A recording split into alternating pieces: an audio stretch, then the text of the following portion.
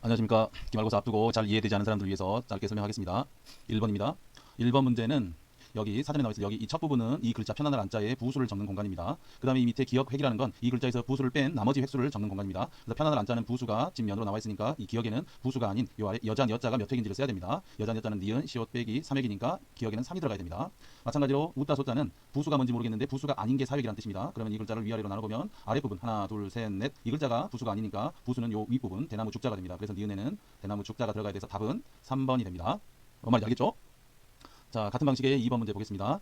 2번 같은 경우도 이 기억에는 뭐가 들어가는 자리라고요? 그렇죠. 부수가 들어가는 자리입니다. 부수가 아닌 글자가 사획이라는 소리입니다. 그러면 이 글자를 상하로 나눠보면 위에도 4획, 아래도 하나, 둘, 셋, 넷, 4획입니다. 어떤 게 아직 부수인지는 모르겠죠. 오른쪽을 먼저 보면 여기는 물숫자가 부수니까 물숫자가 아닌 부분 하나, 둘, 셋, 넷, 다섯. 여기에 니은에는 5획이 들어가야 됩니다. 오른쪽 부분이 부수가 아니기 때문에 그러면 답이 될 수 있는 건 4번과 5번입니다. 근데 만약에 5번이라고 하면 이 글자 자체 꽃화자 자체가 부수라고 한다면 여기에 꽃화자 자체가 부수라고 한다면 꽃화 외에 아무것도 추가된 게 없으니까 여기는 0획이어야 되겠죠. 따라서 답은 5번이 될 수 없고 4번이 됩니다. 이해되십니까? 자, 3번으로 넘어가겠습니다. 3번은 이 글자의 부수는 돌석자이고 돌석자를 뺀 나머지가 7획짜리인 글자를 찾으라는 겁니다. 1번 같은 경우는 돌석을 뺀 나머지가 하나, 둘, 셋, 넷, 4획밖에 안 됩니다. 2번은 하나, 둘, 셋, 넷, 다섯, 5획밖에 안 됩니다. 3번은 하나, 둘, 셋, 넷, 다섯, 여섯, 일곱. 따라서 3번이 됩니다. 나머지는 직접 써보세요. 그 다음에 4번으로 가겠습니다. 4번은 기억에 알맞은 숫자를 찾으라는 겁니다. 여기 맨 위에 마음 심자가 부수라고 써져 있습니다. 첫 번째 글자는 부수자인 마음 심자와 똑같아서 추가로 첨가된 한자가 없기 때문에 0. 전체 획수가 3획이라는 뜻입니다.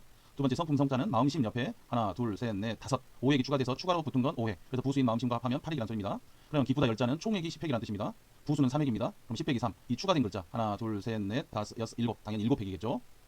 10 빼기 3 해도 되고 직접 써봐도 됩니다. 자, 그 다음 넘어가겠습니다.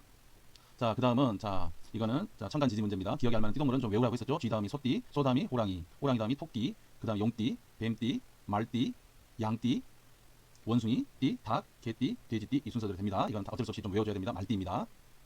그 다음에 6번 가겠습니다. 6번 육식갑자 중에 46번째 간지가 뭐냐 이거죠. 그러면 이걸 하나씩 만들어 볼 수도 있지만 천간과 지지를 분리해서 생각하면 천간의 46번째는 천간은 10개짜리니까 갑을 병정 무기 경신 임계가 4번 반복하고 나서 6번 더 간 요게 46번째겠죠. 그 다음에 지지는 자축인묘 진사오미 신유술에 12개짜리니까 46번째가 되려면 3번 반복하고 10칸을 더 간 요게 46번째겠죠. 그래서 이 두 개를 합치면 뭘까요? 갑, 을, 병정, 무기, 경신, 임계고 자축, 인묘, 진사오미, 신유 술해니까 합치면 기유가 됩니다. 무슨 말인지 이해되시죠? 자, 천간과 지지를 분리해서 구한 다음에 합치면 됩니다. 자, 7번으로 가겠습니다. 7번 설명 좀 옳지 않은 거 고르라는 거죠. 자, 여러분들 영상 봤을 때 쥐가 가장 먼저 들어왔으니까 쥐가 가장 큰 형님이겠죠. 1번 뱀띠인 동생보다 4살 많은 형. 뱀띠가 여기가 뱀띠죠. 뱀띠보다 나이가 많으려면 왼쪽으로 가야 될까요? 오른쪽으로 갈까요? 당연히 뒤쪽으로 가야 되겠죠. 쥐가 제일 큰 형님이니까. 그럼 4살 많으면 4칸 왼쪽으로 가보면 1칸, 2칸, 3칸, 4칸 가보면 이거죠. 축이 뭐라고 그랬죠? 소띠입니다. 소띠, 돼지띠 아니고. 그 다음에 태어난 애가 같은 친구는 육각이 같아서 동갑이라고 한다. 육식갑자는 천간과 지지를 짝지 만든 육식의 간지이다. 밤 12시는 자정이라고 한다. 낮 12시는 정오라고 한다. 다 맞는 표현입니다. 그 다음 8번으로 가겠습니다. 할아버지가 태어난 애 간지를 구해봐라 그겁니다.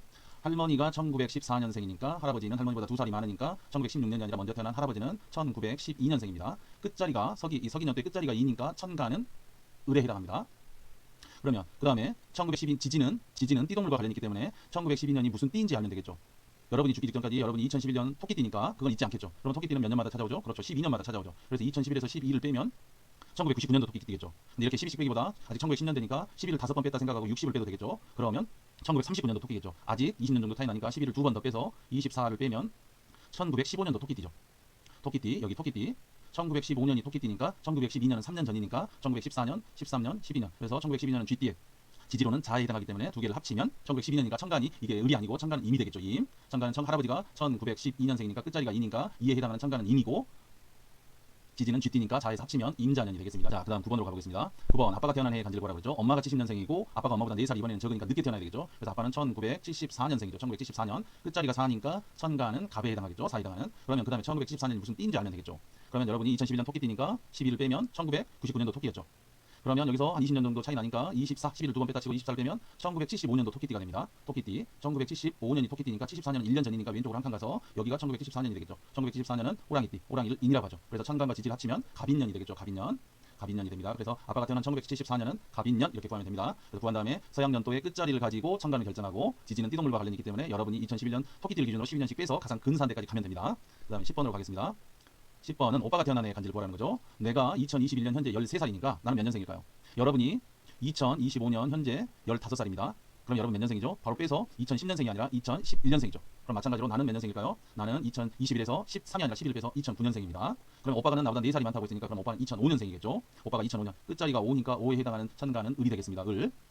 그러면 2005년은 여러분보다 몇 년 선배죠? 여러분이 2011년 토끼띠니까 여러분이 2011년 토끼띠니까 2005년 여러분보다 먼저 태어났으니까 왼쪽으로 가야 되겠죠? 여기가 2010년, 2009년, 2008년, 2007년, 2006년, 2005년이겠죠. 2005년은 닭띠의 지지는 유니까 합치면 을유년이 되겠죠. 을유년. 자, 구할 수 있겠죠. 서양년도를 구한 다음에 서양년도의 끝자리를 가지고 천간을 결정하고 그 다음에 지지는 띠동물이니까 여러분이 2011년 토끼띠니까 토끼띠는 12년마다 찾아오니까 12씩 빼봐도 되고 12의 배수를 빼도 되겠죠. 그래서 가장 근 사치를 구한 다음에 결정하면 됩니다. 자, 11번으로 가겠습니다. 자, 우리 첫 번째 건 뭐죠? 그렇죠. 불옥입니다. 불옥은 몇 살이라고 했죠? 그렇죠. 40살. 두 번째는 뭐죠?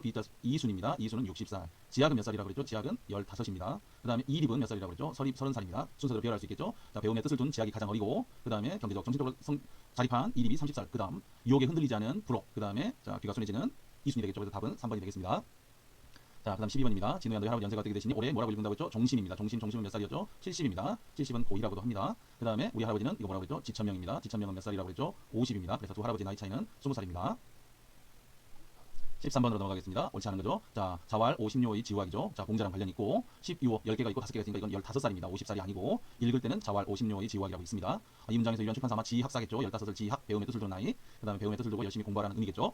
자, 여기까지 잘 꼭 풀어보셔야 되고 그 다음에 보사성어 우리가 학기 초에 수행평가로 본 내용입니다. 그 중에서 이 8개 중에 일부를 냈습니다. 그러니까 꼭 여러분들이 이 스토리들을 네이버 지식백과에 가서 한번 찾아보기 바랍니다. 자, 네이버 지식백과 이렇게 치고 나서 네이버 지식백과에 들어가 보면 자, 여기다가 각주구검 이렇게 치고 검색을 누르면 다양한 게 나옵니다. 이렇게 어떤 걸 눌러봐도 상관없겠지만 여기 각주구검 눌러보시고 이렇게 보면 밑에 유래라고 나오죠. 이 유래를 꼭 읽어보시기 바랍니다. 자, 유래를 꼭 알고 있어야 됩니다. 다 읽어봤으면 그 다음에는 계란유골 계란죠.